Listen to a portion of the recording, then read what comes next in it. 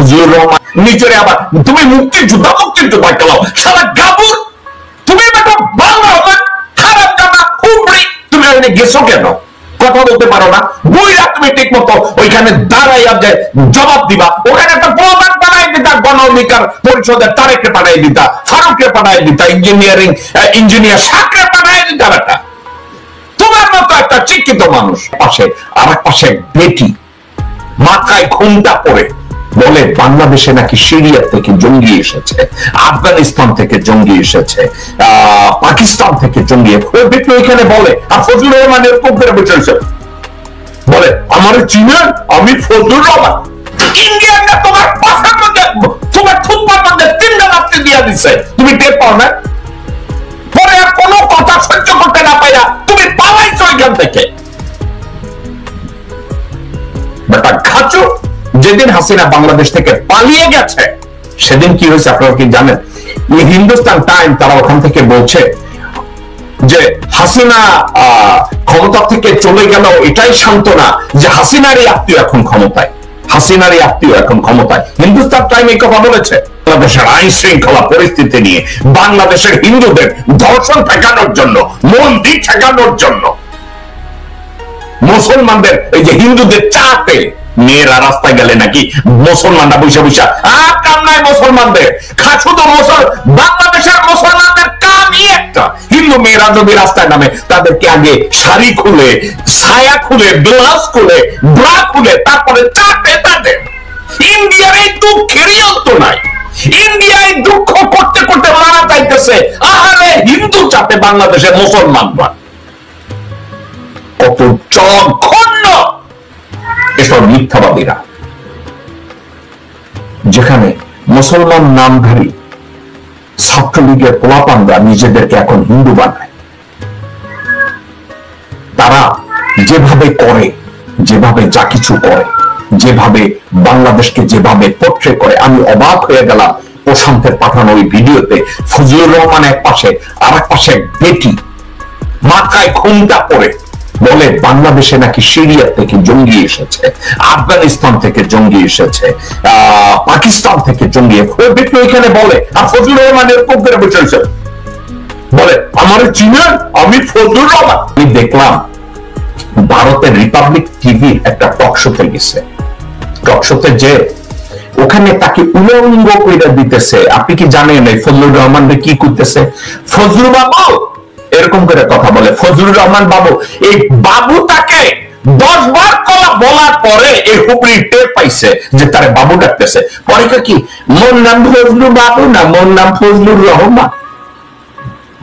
দর্শকবৃন্দ উনি বলেছেন না ফজলুর রহমান, একেবারে উলঙ্গ করে ওনাকে ছেড়ে দিল। কোন কথার জবাব ঠিক মতো দিতে পারে না। কয় ভূগোল উনি কয় ইতিহাস, ওনারে কয় ইতিহাস উনি বলে অঙ্ক। এই লোকটা নাকি দূরদর্শী, একে আমি কয়েকবার আমি বলেছি এই লোকটা রাখল জ্ঞান কম। কালকের আমি রাত্রে প্রশান্তের পাঠানো 3টা ভিডিওতে ফজলুর রহমানকে যেভাবে রিপাবলিক টিভিতে উলঙ্গ করেছে, আমি মনে মনে বললাম এদের কি কোনো আত্মসম্মান বোধ আছে? ওনার কি কোনো আত্মসম্মান বোধ, রুচিবোধ, বিদ্যা, কোন চরিত্র, কোন দূরদর্শিতা এগুলো কি কিছু আছে? তাকে দেখলাম উলঙ্গ করে দিল। এবং পাশে আবার দেখি আওয়ামী এক পতিতা তার সাথে, উনি আবার খুব কেলাইয়া কেলাইয়া কইল আমি আপনাকে চিনি, আমি আপনাকে চিনি, কেলাইয়া কেলাইয়া। এবং ওই ভারতীয় পতি, বাংলাদেশের জন্মগ্রহণ করা ভারতীয় পতিতা বেটি আবার একটা হিজাব করেছে। পরে কি বলে জানেন? বাংলাদেশে সিরিয়া থেকে জঙ্গি এসেছে, বাংলাদেশ আফগানিস্তান থেকে জঙ্গি এসেছে, পাকিস্তান থেকে জঙ্গি এসেছে। এই মাগিকে কেউ জিজ্ঞাসা করবে যে বাংলাদেশে জঙ্গি আসতে গেলে ভারত বাদ দিয়ে কেউ আসতে পারে না, ভারত থেকে বর্ডার ক্রস করে আসছে, তো ভারত তখন কার বাউফল ছিল? মাগি তুই ভারতে থেকে বাংলাদেশ সম্পর্কে কথা বলছিস। আর আরো একটা কথা বলি, বাংলাদেশের যেসব হারামজাদা লোকজনরা এই রিপাবলিক, বিজেপির এই মুরের টিনে যাইয়া বাকবাকুম করতে যায়, কোন এক ডাল ছালেগুলোকে টকশো করতে যায়, এদের এদের ব্রেনটা কোথায়? আমি দেখছি ওখানে কারা কারা জানি গেছে, গণ অধিকার পরিষদের কারা কারা জন্য ওখানে গেছে, 2-4 জন ওখানে গিয়ে তারা দেখছি দুই একটা লোকজন ওই খিস্তি করার জন্য যেভাবে কথাবার্তা বলে, তারাও তাদেরকে ঠিক মতো ধুয়ে দিচ্ছে। যেভাবে ধুয়ে দিচ্ছে, তো ধুয়ে দেওয়া দেখে আমার কাছে খারাপ লাগে না, আমার কাছে ভালোই মনে হয়েছে।